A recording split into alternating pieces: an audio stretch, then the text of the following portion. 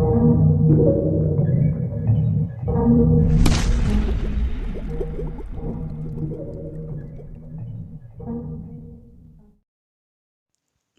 दोस्तों, पढ़ लो सुनकर में आप सभी का हार्दिक हार्दिक स्वागत है। आइए आज हम आपको सुनाते हैं इकाई 6 वैश्वीकरण। गत शताब्दी के 90वें दशक से विश्व बाजार में एक नए युग की शुरुआत हुई है। अब बाजार की व्यापकता क्षेत्र, राज्य और देश की सीमाओं को लांघकर पूरी दुनिया में हो गई है। इसके पूर्व वस्तुओं एवं सेवाओं के आदान प्रदान में जो बाधाएं थी, उससे अब दुनिया का बाजार मुक्त हो गया है। वर्तमान स्थिति में छोटे से गांव या शहर के बाजार में भी प्रायः वे सभी वस्तुएं उपलब्ध होने लगी हैं जिसके निर्माण का क्षेत्र उस देश से अलग दूसरे देश में था। संक्षिप्त में हम यह कह सकते हैं कि वैश्वीकरण के अंतर्गत पूरी दुनिया का बाजार एक दूसरे के लिए मुक्त हो गया है। व्यावहारिक रूप में यदि हम देखें तो हमें याद होगा कि कुछ वर्ष पूर्व हमारे देश की सड़कों पर केवल कुछ चुनिंदे नाम जैसे मोटरसाइकिल में राजदूत, एजेडी तथा कार में फिएट तथा एम्बेसडर ही चला करती थी। आज छोटे से शहर की सड़कों पर भी नई नई किस्म की गाड़ियां चलने लगी हैं जिसका निर्माण बाहर के देशों में होता रहा है। इसी प्रकार किसी सामान्य दुकान पर भी चले जाएं तो उपभोक्ता के लिए वे सभी वस्तुएं सर्वसुलभ हो गई हैं जिसका निर्माण अन्य दूसरे देशों में होता है। अब छोटे छोटे शहरों में भी बड़े बड़े मॉल खुल गए हैं जहां उपभोक्ता के उपयोग की छोटी से छोटी तथा बड़ी से बड़ी चीज़ें एक ही स्थान पर उपलब्ध हो जाती हैं। सड़कों पर विभिन्न कंपनियों, देशों द्वारा निर्मित बड़ी छोटी गाड़ियां, दुकानों पर सामान्य उपयोग की समस्त वस्तुएं, सामान्य उपयोग में आने वाली मोबाइल एवं टेलीविज़न आदि भी देश के बाजार में उपलब्ध होने लगी है। इस तरह के परिवर्तन जिसमें विश्व के विभिन्न देशों में बनी हुई वस्तुएं सामान्य रूप से सभी जगह उपलब्ध होना वैश्वीकरण का ही परिणाम है। मॉल भारतीय उपभोक्ता बाजार में मॉल अपेक्षाकृत नई अवधारणा है। वैश्वीकरण एवं उदारीकरण के कारण देश के हर छोटे बड़े शहर में छोटे या बड़े पैमाने पर ऐसा उपभोक्ता बाजार बनने लगा है जिसमें एक ही छत के नीचे उपभोक्ता के लिए एक हर छोटी एवं बड़ी चीज़ें मिलने लगी हैं। ऐसे ही बाजार को जिसमें एक छत के नीचे उपभोक्ता की सारी छोटी एवं बड़ी वस्तुएं उपलब्ध होती हैं उसे मॉल कहते हैं। चूँकि मॉल के मालिक या व्यवस्थापक के बड़े पैमाने पर वस्तुओं की खरीद की जाती है, इसलिए वे अपेक्षाकृत कम लागत लगने के कारण उपभोक्ताओं को आकर्षित करने के लिए उनकी ऊंची खरीद पर अनेक आकर्षक एवं लुभावने पुरस्कार देने की योजना बनाते हैं। उपभोक्ता बाजार में मॉल के प्रादुर्भाव से यद्यपि उपभोक्ताओं को एक ही छत के नीचे आकर्षक कीमत पर वस्तु मिलने से लाभ होता है, वही भारत जैसे देश में छोटे छोटे व्यापारियों की बिक्री कम होने का खतरा उत्पन्न होने लगा है। वैश्वीकरण क्या है? What is globalisation? उदारीकरण और निजीकरण के साथ साथ वैश्वीकरण शब्द का प्रयोग अभी पिछले कुछ वर्षों से होने लगा है। वैश्वीकरण की अवधारणा में राजनीतिक, सामाजिक, आर्थिक और सांस्कृतिक पहलू शामिल होते हैं, किंतु यहाँ पर हम वैश्वीकरण की अवधारणा को उसके आर्थिक पहलू की दृष्टि से ही समझने का प्रयास करेंगे। वैश्वीकरण वह प्रक्रिया है जिसके द्वारा विश्व की विभिन्न अर्थव्यवस्थाओं का समन्वय या एकीकरण किया जाता है ताकि वस्तुओं एवं सेवाओं, प्रौद्योगिकी, पूंजी और श्रम या मानवीय पूंजी का भी निर्बाध प्रवाह हो सके। वैश्वीकरण के अंतर्गत पूंजी, वस्तु तथा प्रौद्योगिकी का निर्बाध रूप से एक देश से दूसरे देश में प्रवाह होता है। इसको स्पष्ट करते हुए ब्रैंको मिलनोविक ने कहा है, वैश्वीकरण का अर्थ पूंजी, वस्तु, प्रौद्योगिकी एवं लोगों का विचार का स्वतंत्र प्रवाह होता है। कोई भी ऐसा वैश्वीकरण आंशिक ही माना जाएगा जिसमें मानवीय संपदा के प्रवाह में रुकावटें आए। Globalisation means free movement of capital, goods, technology, ideas and people. Any globalization that omits the last one is partial and not sustainable. अर्थात वैश्वीकरण के अंतर्गत वस्तुओं के साथ साथ पूंजीकरण, तकनीक एवं सेवाओं का भी एक देश से दूसरे देश के बीच बिना किसी रुकावट के प्रवाह होता है। वैश्वीकरण के कारण ही विभिन्न देशों के बीच वस्तुएं एवं सेवाओं, पूंजी और प्रौद्योगिकी का आदान प्रदान हो रहा है। दुनिया के देश एवं लोग एक दूसरे के अपेक्षाकृत अधिक संपर्क में आए हैं। दूसरे शब्दों में हम यह कह सकते हैं कि वैश्वीकरण निजीकरण तथा उदारीकरण की नीतियों का परिणाम है। निजीकरण क्या है, आइए समझते हैं। निजीकरण का अभिप्राय निजी क्षेत्र द्वारा सार्वजनिक क्षेत्र के उद्यमों का पूर्ण रूप से या आंशिक रूप से स्वामित्व प्राप्त करना तथा उनका प्रबंध करना है। आर्थिक सुधारों के अंतर्गत भारत सरकार ने सन 1991 से निजीकरण की नीति अपनाई। उदारीकरण क्या है? उदारीकरण का अर्थ है सरकार द्वारा लगाए गए सभी अनावश्यक नियंत्रणों तथा प्रतिबंधों जैसे कि लाइसेंस, कोटा आदि को हटाना है। आर्थिक सुधारों के अंतर्गत सन 1991 से भारत सरकार ने उदारीकरण की नीति अपनाई। दोनों को मिलाकर के वैश्वीकरण कहते हैं। जैसे निजीकरण उदारीकरण की नीति की परिणति वैश्वीकरण के रूप में विश्व के सामने आई है। वैश्वीकरण के अंग कौन कौन से हैं? वैश्वीकरण के 5 मुख्य अंग निम्नलिखित हैं। व्यवसाय और व्यापार संबंधी अवरोधों की कमी, इसे इस प्रकार समझते हैं। व्यापार अवरोधकों को कम करना ताकि वस्तुओं एवं सेवाओं का रोक टोक आदान प्रदान हो सके। इसका अभिप्राय हुआ कि विदेशी कंपनियां भारतीय बाजार में अपनी वस्तुएं एवं सेवाएं मुक्त रूप से बेच सकती हैं और इसी प्रकार भारतीय कंपनियां विदेशों में अपनी वस्तुएं एवं सेवाएं बेच सकती हैं। दूसरा है पूंजी निर्बाध प्रवाह। ऐसा वातावरण कायम करना जिससे विभिन्न देशों में पूंजी का प्रवाह स्वतंत्र हो सके। इसका अर्थ यह हुआ कि विदेश पूंजीपति अब भारत में निवेश कर सकते हैं और भारतीय पूंजीपति विदेशों में निवेश कर सकते हैं। तीसरा है प्रौद्योगिकी का निर्बाध प्रवाह। ऐसा वातावरण कायम करना कि प्रौद्योगिकी का निर्बाध या बिना बाधा के प्रवाह हो सके। इसका मतलब यह है कि हम बिना किसी प्रतिबंध के किसी भी देश से प्रौद्योगिकी आयात कर सकते हैं। चौथा है श्रम का निर्बाध प्रवाह। ऐसा वातावरण कायम करना कि विभिन्न देशों में श्रम का निर्बाध प्रवाह हो सके। पांचवा है पूंजी की पूर्ण परिवर्तनशीलता।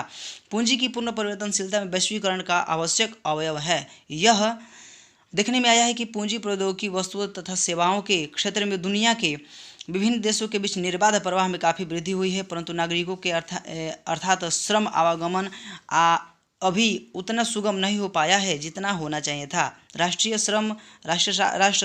विकसित राष्ट्र श्रम के निर्बाध प्रवाह में बाधाएं उत्पन्न कर रहे हैं। वैश्विक गांव ग्लोबल विलेज। वैश्वीकरण के प्रसार और प्रभाव के कारण अब सभी देशों में एक ऐसे आवासीय स्थान का निर्माण किया जा रहा है जहां आवास की सभी आधुनिकतम संसाधन उपलब्ध रहते हैं और उस आवासीय स्थान में विश्व के सभी देशों के व्यक्तियों को उनकी इच्छा से स्वतंत्र रूप में बसने की सुविधाएं होती हैं। ऐसा आवासीय स्थान जहां विभिन्न देशों, विभिन्न विचारों और विभिन्न धार्मिक मान्यताओं के सभी लोगों को रहने की व्यवस्था की जाती है, उसे ही हम वैश्विक गांव कहते हैं। भारत में भी मुंबई से कुछ दूर पर एक प्रमुख औद्योगिक समूह के द्वारा वैश्विक गांव का निर्माण किया गया है। यद्यपि वैश्विक गांव की यह कल्पना अब तक पूर्ण रूप से साकार नहीं हो सकी है। वैश्वीकरण की प्रक्रिया में बहुराष्ट्रीय कंपनियों की भूमिका। बहुराष्ट्रीय कंपनियां वैश्वीकरण की प्रक्रिया में मुख्य भूमिका निभा रही हैं। बहुराष्ट्रीय कंपनी क्या है? बहुराष्ट्रीय कंपनी वह है जो एक से अधिक देशों में उत्पादन पर नियंत्रण और स्वामित्व रखती है, जैसे Ford Motors, Samsung, Coca Cola, Nokia, Infosys, Tata Motors आदि। बहुराष्ट्रीय कंपनी की कार्यप्रणाली। बहुराष्ट्रीय कंपनियां उत्पादन लागत में कमी करने एवं अधिक लाभ कमाने के उद्देश्य से उन जगहों या देशों में उत्पादन के लिए कारखाने स्थापित करती हैं जहाँ उन्हें सस्ता श्रम, सस्ता कच्चा माल एवं अन्य संसाधन मिल सकते हैं। उदाहरण के लिए भारत के उपभोक्ता वस्तुओं के उत्पादन की बड़ी कंपनी डाबर अपनी वस्तु का उत्पादन सस्ती भूमि एवं श्रम की उपलब्धता के कारण नेपाल में ही करती है। बहुराष्ट्रीय कंपनियां वस्तु एवं सेवाओं का उत्पादन विश्व स्तर पर कर रही हैं, इससे वे ज़्यादा लाभ कमाती हैं। बहुराष्ट्रीय कंपनियों की एक अनोखी पद्धति जिसे आउटसोर्सिंग कहा जाता है के द्वारा ये कंपनियाँ अपना कार्य करती हैं। बहुराष्ट्रीय कंपनियाँ न तो सारा माल स्वयं पैदा करती हैं, न ही एक जगह पर उत्पादन करती हैं। वे विभिन्न देशों में विभिन्न प्रकार का उत्पादन करती हैं। जैसे औद्योगिक उपकरण बनाने वाली एक बड़ी कंपनी अपने उत्पाद के लिए डिजाइन हो सकता है अमेरिका के किसी अनुसंधान व विकास केंद्र से ले। इसके बाद उसी डिजाइन के आधार पर चीन में अवस्थित अपनी उत्पादन इकाई में पुर्जों के निर्माण का ऑर्डर देती है। इसका कारण है कि चीन में पुर्जों का सस्ता निर्माण संभव है। इसके बाद इन पुर्जों को जोड़ने का काम मैक्सिको और पूर्वी यूरोप में किया जाता है। इसका कारण यह है कि मैक्सिको व पूर्वी यूरोप, अमेरिका और यूरोप के बाज़ारों से निकट है, जिसके कारण लाभप्रद है। इसके बाद तैयार उत्पादन अंतिम रूप में समूचे विश्व में बेचा जाता है।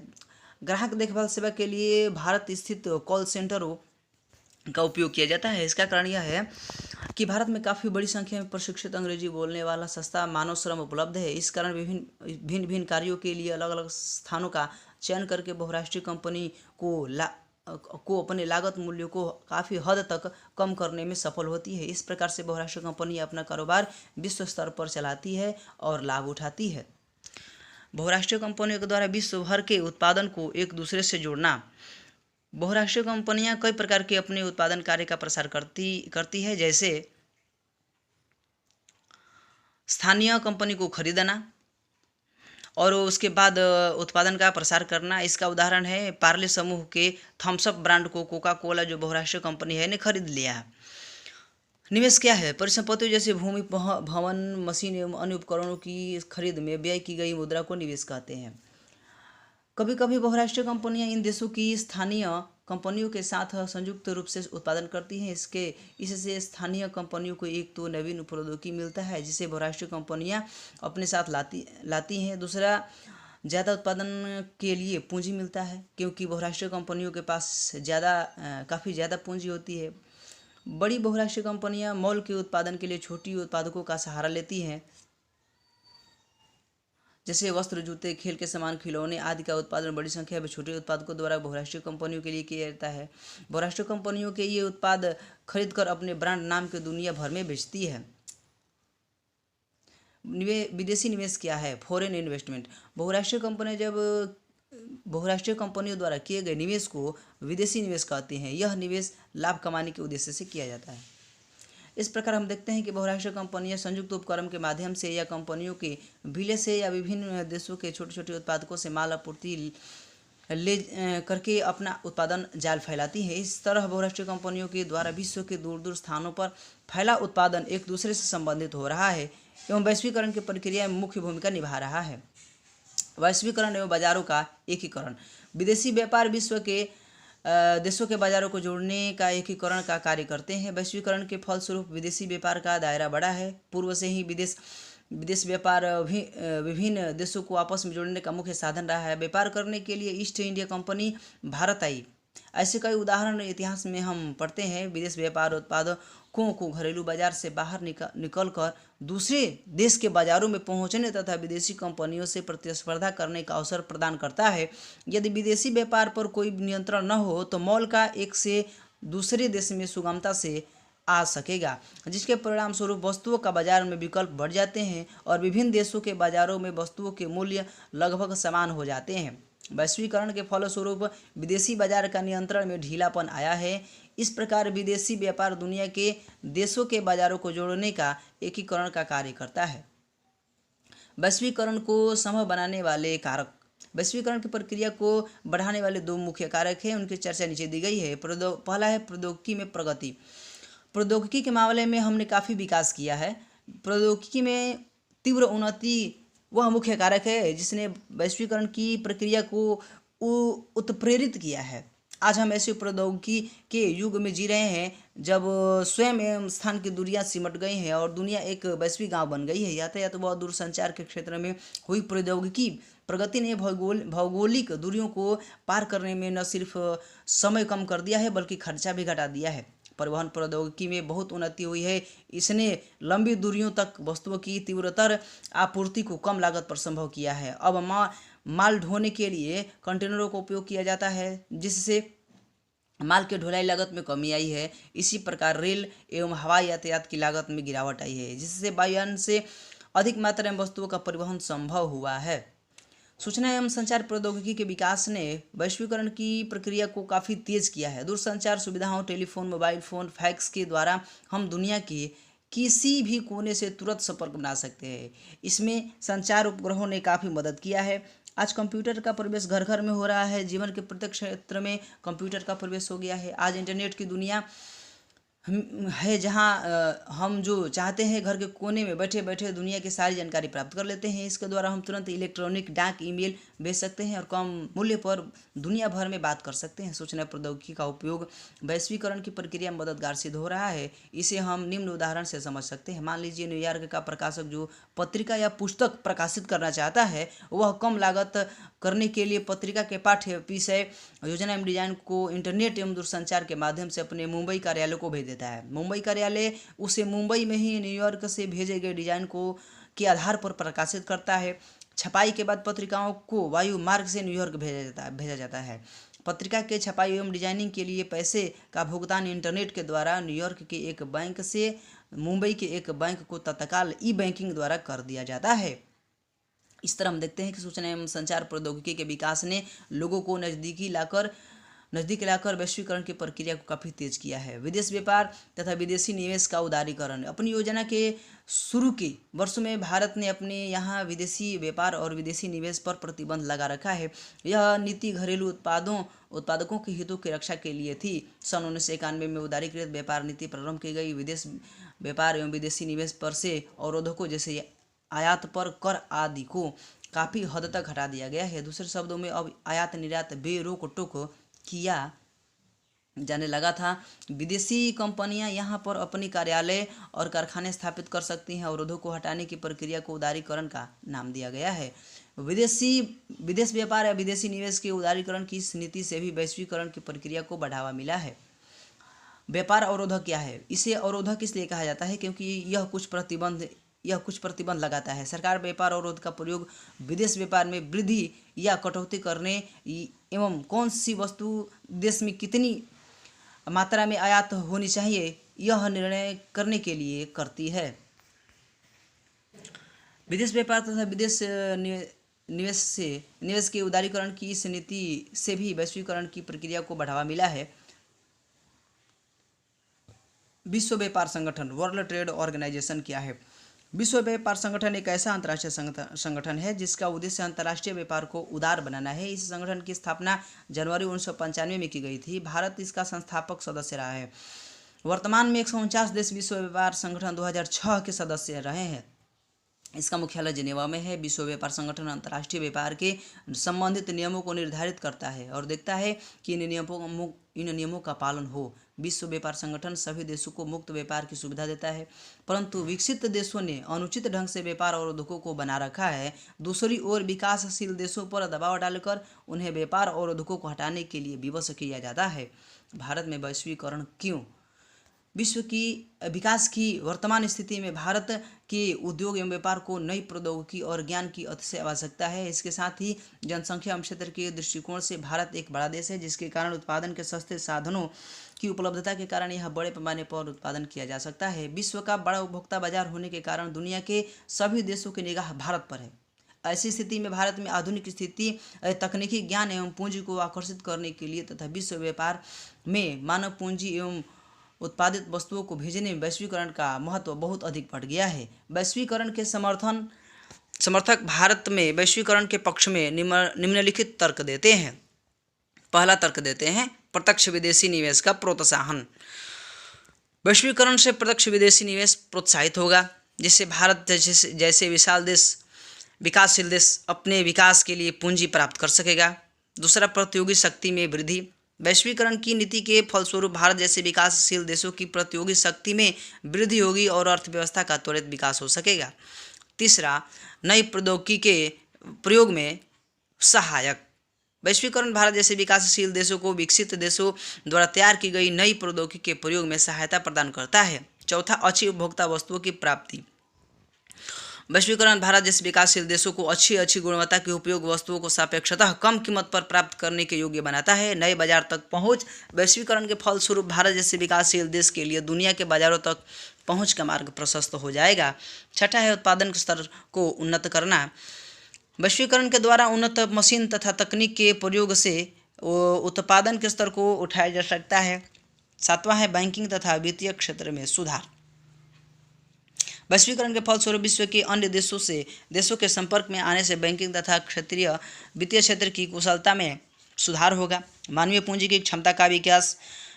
शिक्षा तथा कौशल प्रशिक्षण वैश्वीकरण के प्रमुख घटक है। इससे मानवीय विकास को बढ़ावा मिलता है। भारत सहित विश्व के कई देशों में वैश्वीकरण के गुण दोष को लेकर विवाद छिड़ा हुआ है। भारत में भी एक वर्ग के आर्थिक और सामाजिक चिंतकों का मानना है कि वैश्वीकरण यहाँ की अर्थव्यवस्था के औद्योगिक एवं व्यावसायिक क्षेत्र के लिए घातक होगा। यद्यपि उनके द्वारा दिए गए तर्कों में कुछ तथ्य हैं।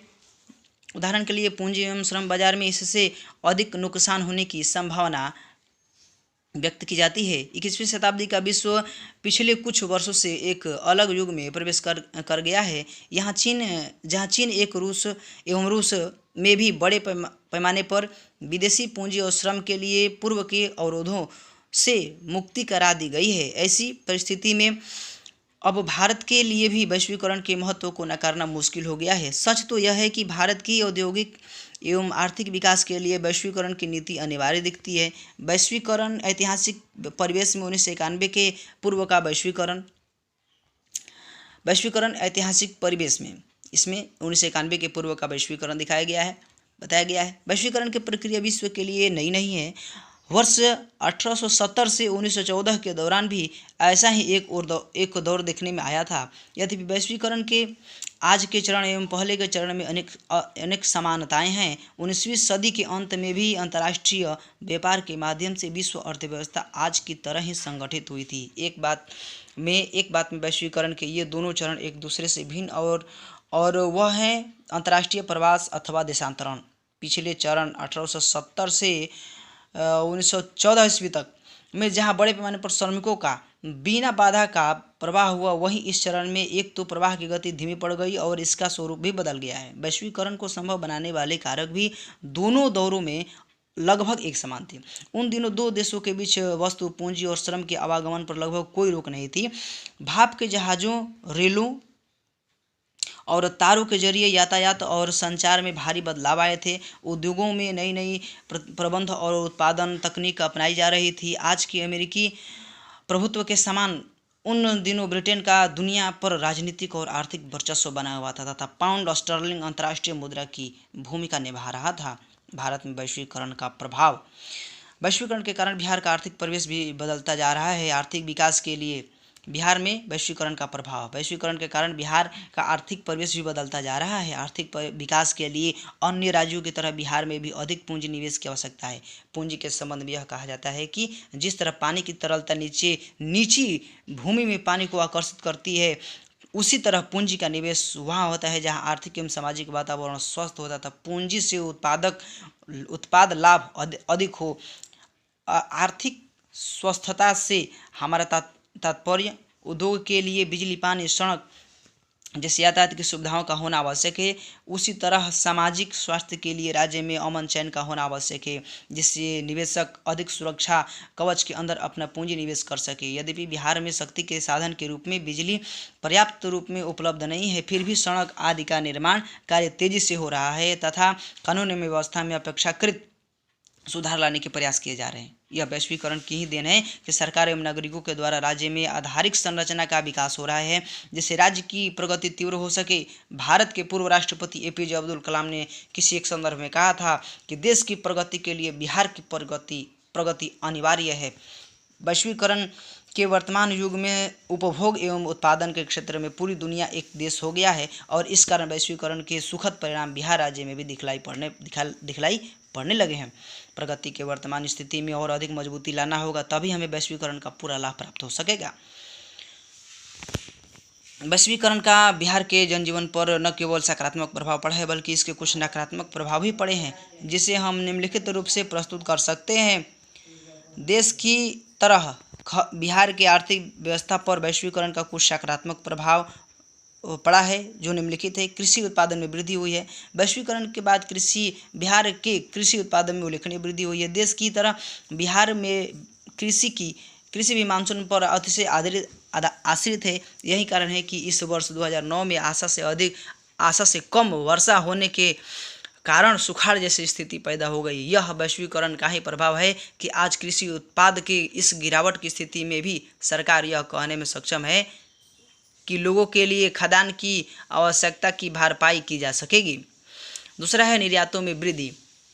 वैश्वीकरण के फलस्वरूप बिहार से किए गए निर्यातों में वृद्धि हुई है। इन निर्यातों में कुछ खाद्य एवं व्यावसायिक फसलों का निर्यात, कुटीर तथा लघु उद्योगों द्वारा निर्मित वस्तुओं का निर्यात तथा फलों का निर्यात शामिल है। फलों के निर्यात के अंतर्गत बिहार लीची, आम तथा मखाना के निर्यात के लिए प्रसिद्ध है।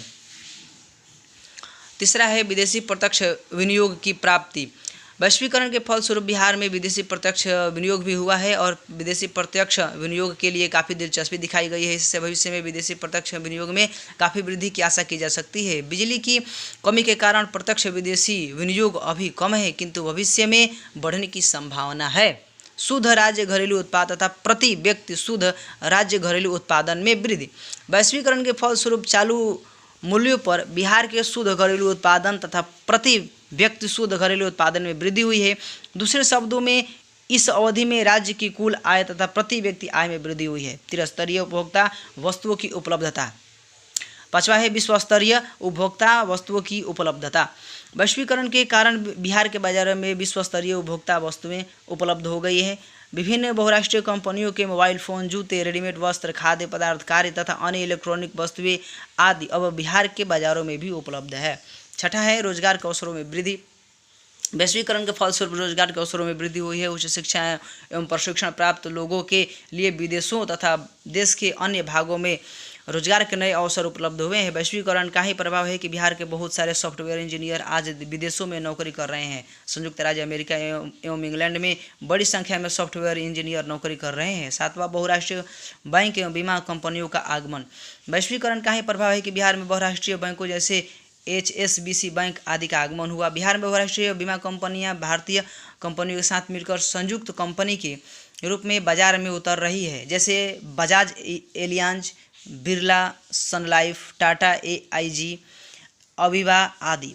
वैश्वीकरण के कारण बिहार के बाजार में भी बड़े पैमाने पर विश्व बाजार का श्रेष्ठतम उत्पाद उपलब्ध हो गया है। तकनीक एवं उच्च शिक्षा के क्षेत्र में भी विश्व की उन्नत देशों की शैक्षणिक संस्थाएं अपना केंद्र बिहार में खोलने को इच्छुक हैं। बिहार के प्रशिक्षित तकनीकी विशेषज्ञों की मांग विदेश में बढ़ गई है और शिक्षित एवं प्रशिक्षित लोगों के लिए रोजगार के नए अवसर आने लगे हैं। विगत वर्ष में बिहार को आधारभूत संरचना के विकास के कारण विदेशी पर्यटक बड़ी संख्या में बिहार आने लगे हैं और विश्व मुद्रा बाजार से बिहार में पूंजी निवेश की संभावना बढ़ती जा रही है। नकारात्मक प्रभाव। बिहार के आर्थिक जीवन पर वैश्वीकरण का जो नकारात्मक प्रभाव पड़ा है उसे हम मुख्य रूप से निम्नलिखित प्रकार से व्यक्त कर सकते हैं। प्रथम, कृषि एवं कृषि आधारित उद्योगों की उपेक्षा। बिहार एक कृषि प्रधान राज्य है। यहाँ बड़े पैमाने पर उद्योग धंधे काफ़ी कम हैं।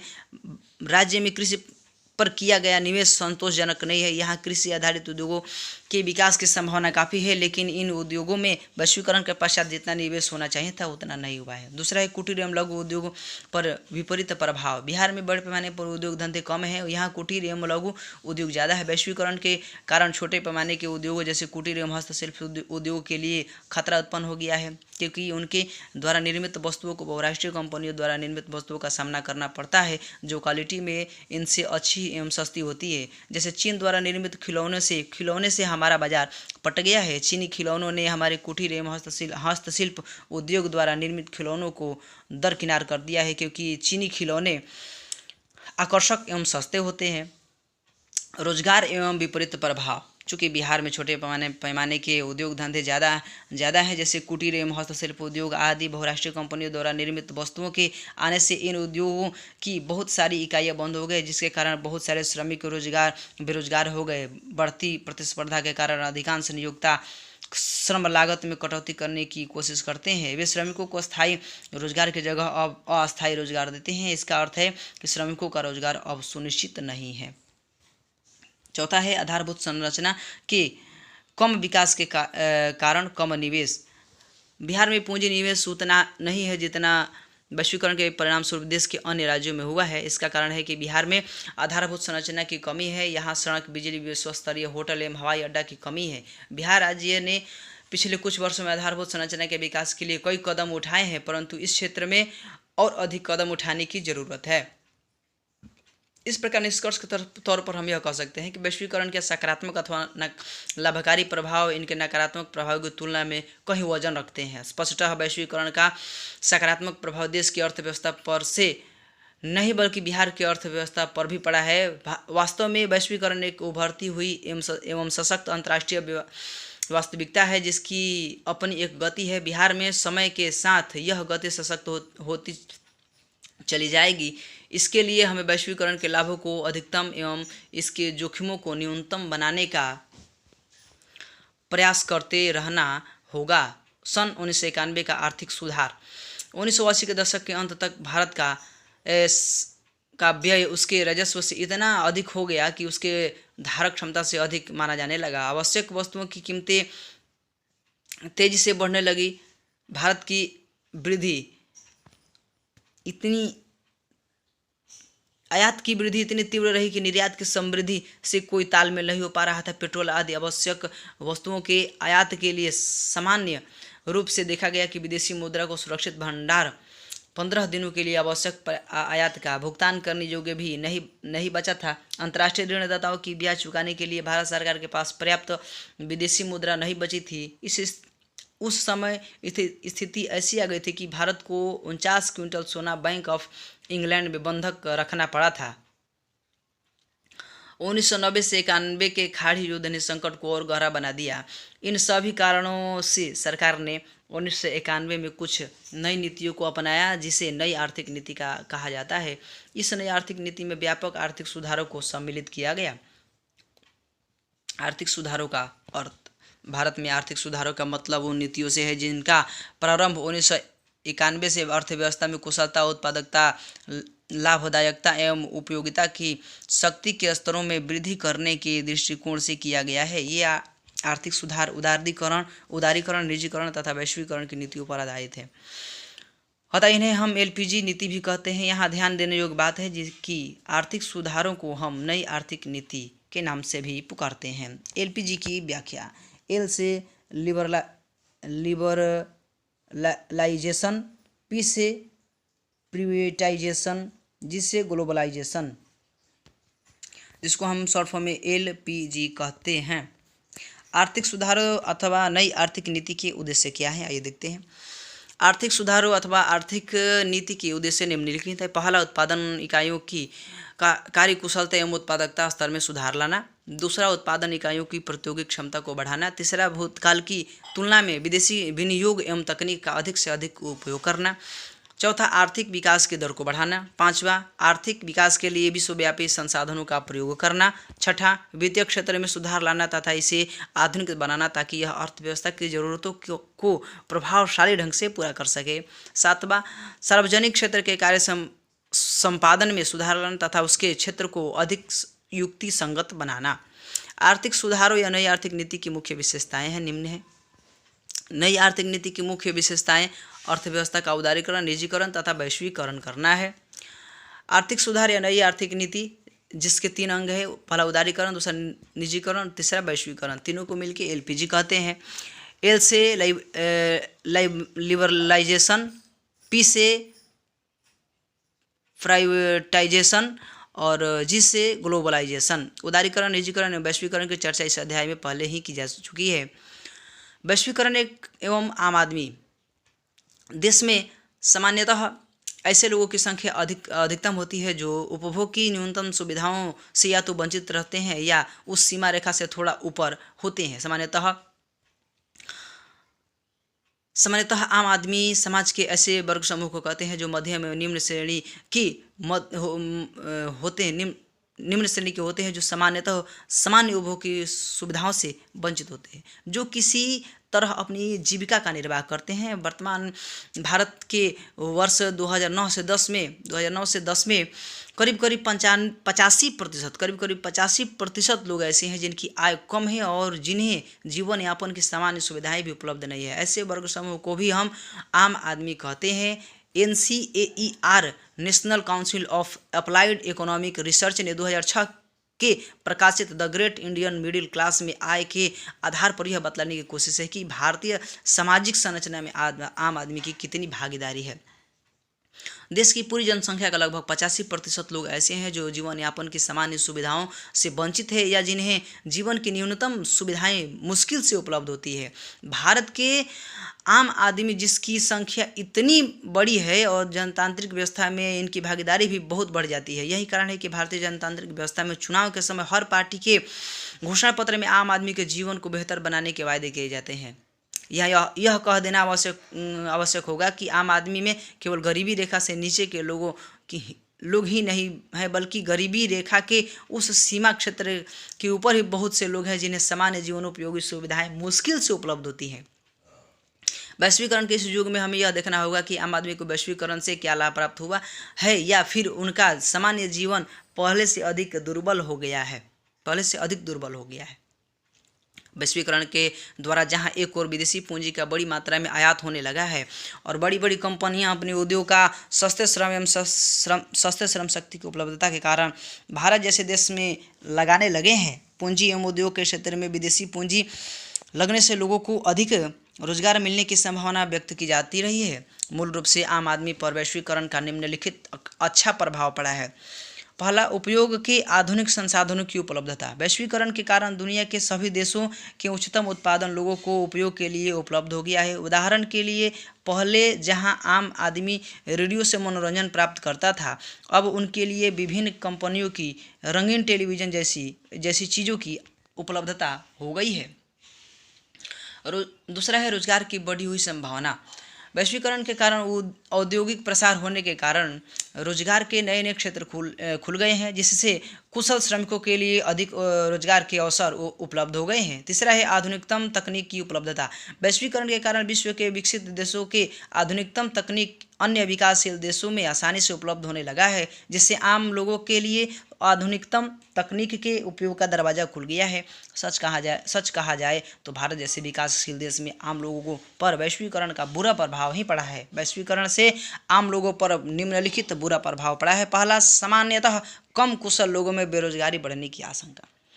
वैश्वीकरण के कारण आधुनिक संयंत्रों से मशीनी उत्पादन को बढ़ावा मिला है, जिसके कारण समाज के अधिकतम श्रम शक्ति को अर्धकुशल या अकुशल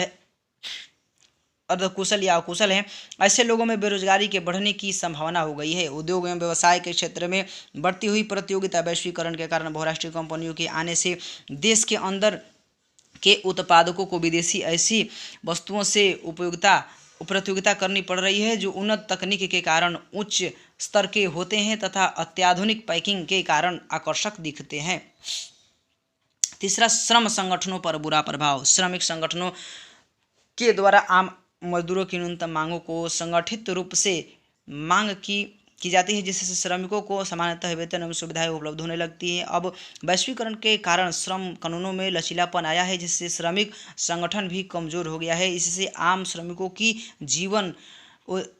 की उचित सेवा सुविधाओं को मिलने में अधिक कठिनाइयाँ आने लगी है। चौथा है मध्यम एवं छोटे उत्पादकों की कठिनाई। वैश्वीकरण के कारण मध्यम एवं छोटे उत्पादकों के लिए अपने उत्पादन को सक्षम बनाए रखने में अनेक कठिनाइयाँ होने लगी हैं। प्रकृति का यह एक सामान्य नियम है कि पानी में बड़ी मछलियाँ छोटी मछलियों को खा जाती है। पानी में बड़ी मछलियाँ छोटी मछलियों को खा जाती है। उसी तरह वैश्वीकरण के कारण जो बड़ी बहुराष्ट्रीय कंपनियाँ देश में आने लगी हैं उससे मध्यम और छोटे उद्योग और व्यवसाय के अस्तित्व पर खतरा उत्पन्न हो गया है। पांचवा, कृषि एवं ग्रामीण क्षेत्र का संकट। वैश्वीकरण के कारण अब देश और विदेश के बड़े बड़े पूंजीपति फार्म हाउस बनाने लगे हैं, जिसमें कृषि के क्षेत्र में भी अधिक पूंजी निवेश के द्वारा कम श्रम शक्ति से ही अधिक उत्पादन प्राप्त करने लगे हैं।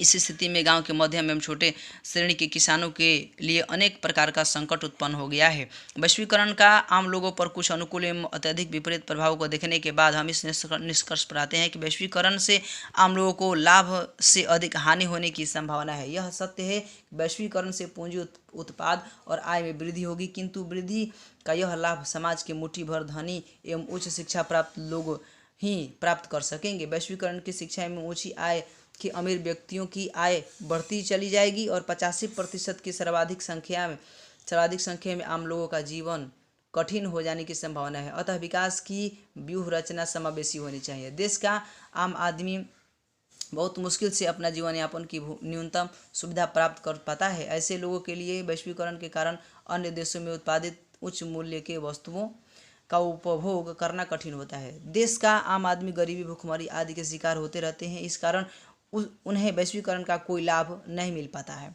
यह बात अलग है कि अर्धविकसित एवं विकासशील देशों में सस्ते श्रम शक्ति की उपलब्धता के कारण नए नए उद्योग की स्थापना और विकास की जाती है, जिससे देश के सामान्यतः कुशल प्राप्त श्रमिकों को रोजगार मिलने की संभावना बढ़ जाती है। आम लोगों पर वैश्वीकरण के प्रभावों को देखने से यह पता चलता है कि तत्काल में भारत के आम लोगों को वैश्वीकरण से प्राप्त लाभ मिलने की संभावना कम है। 21वीं शताब्दी के भारत के विकास के संबंध में जो संभावित स्थिति बनती है उसमें भारत एक संपन्न विकसित देश होने के कगार पर है। ऐसी स्थिति में वर्तमान में यदि न्यायपूर्ण वितरण प्रणाली एवं सभी क्षेत्रों के समावेशी विकास के आधार पर समाज के सभी वर्गों तथा सभी क्षेत्रों का संतुलित विकास किया जाए, तभी वैश्वीकरण का तात्कालिक लाभ आम जनता को प्राप्त हो सकेगा। विकास की गति में वृद्धि के साथ आम लोगों को मिलने वाली सामान्य सुविधाओं में वृद्धि होने की संभावना है, जिससे हम यह कह सकते हैं कि यदि विकास की गति में तीव्रता आए तो आम लोगों को वैश्वीकरण से पर्याप्त लाभ हो सकेगा। इस लाभ को प्राप्त करने के लिए देश में ईमानदारी से सभी वर्गों के उत्थान के लिए योजनात्मक कदम उठाना होगा, जिसे हम समावेशी विकास इंक्लूसिव ग्रोथ के रूप में व्यक्त करते हैं। आइए एक नज़र डालते हैं सारांश पर। वैश्वीकरण वह प्रक्रिया है जिसके द्वारा विश्व की विभिन्न अर्थव्यवस्थाओं का समन्वय या एकीकरण किया जाता है, ताकि वस्तुओं एवं सेवाओं, प्रौद्योगिकी, पूंजी और श्रम का निर्बाध प्रवाह हो सके। व्यापार अवरोधकों को कम करना, ऐसी इस परिस्थिति बनाना जिससे विभिन्न देशों में पूंजी का प्रवाह स्वतंत्र हो सके।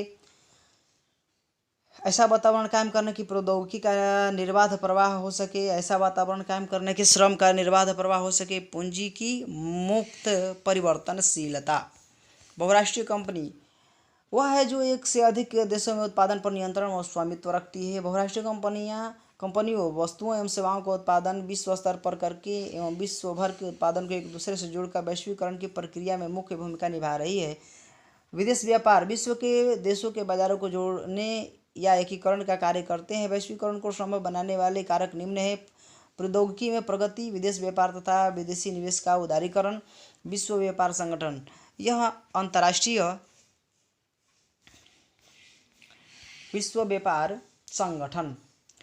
अंतर्राष्ट्रीय व्यापार से संबंधित नियमों को निर्धारित करता है और देखता है कि इन नियमों का पालन हो। भारत वैश्वीकरण के पक्ष में निम्नलिखित तर्क यह है: प्रत्यक्ष विदेशी निवेश का प्रोत्साहन, प्रतियोगी शक्ति में वृद्धि, नई प्रौद्योगिकी के प्रयोग में सहायक, अच्छी उपभोक्ता वस्तुओं की प्राप्ति, नए बाजार तक पहुंचना, उत्पादन तथा उत्पादिता के स्तर को उन्नत करना, बैंकिंग तथा वित्तीय क्षेत्र में सुधार, मानवीय पूंजी की क्षमता का विकास। वैश्वीकरण का बिहार पर प्रभाव।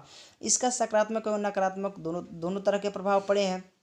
सकारात्मक प्रभाव इस प्रकार से है: बिहार कृषि उत्पादन में वृद्धि, निर्यातों में वृद्धि, विदेशी प्रत्यक्ष विनियोग की प्राप्ति, शुद्ध राज्य घरेलू उत्पादन एवं प्रति व्यक्ति शुद्ध राज्य घरेलू उत्पादन में वृद्धि, निर्धनता में कमी, विश्व स्तरीय उपभोक्ता वस्तुओं की उपलब्धता, रोजगार के अवसरों में वृद्धि, बहुराष्ट्रीय बैंकों एवं बीमा कंपनियों का आगमन। नकारात्मक प्रभाव इस प्रकार से हैं: कृषि एवं कृषि आधारित उद्योगों की अपेक्षा कुटीर एवं लघु उद्योगों पर विपरीत प्रभाव, रोजगार पर विपरीत प्रभाव, आधारभूत संरचना के कम विकास के कारण कम निवेश। भारत में सन 1991 का आर्थिक सुधार उदारीकरण, निजीकरण तथा वैश्वीकरण की नीतियों पर आधारित है, इसलिए इसे LPG की नीति भी कहते हैं। आर्थिक सुधारों को हम नई आर्थिक नीति के नाम से भी जानते हैं। उदारीकरण क्या है? इसका अर्थ है सरकार द्वारा लगाए गए सभी अनावश्यक नियंत्रणों तथा प्रतिबंधों जैसे परमिट, लाइसेंस, कोटा आदि से अर्थव्यवस्था की मुक्ति। निजीकरण क्या है? निजीकरण से अभिप्राय है निजी क्षेत्र द्वारा सार्वजनिक क्षेत्र के उद्यमों पर पूर्ण रूप से या आंशिक रूप से स्वामित्व प्राप्त करना तथा उनका प्रबंध करना। निजी क्षेत्र के विकास पर प्रतिबंध हटाना। वैश्वीकरण एवं आम आदमी। वैश्वीकरण के आम लोगों पर कुछ अनुकूल एवं अधिक विपरीत प्रभाव पड़ा है। इस तरह से आज का यह अध्याय संपन्न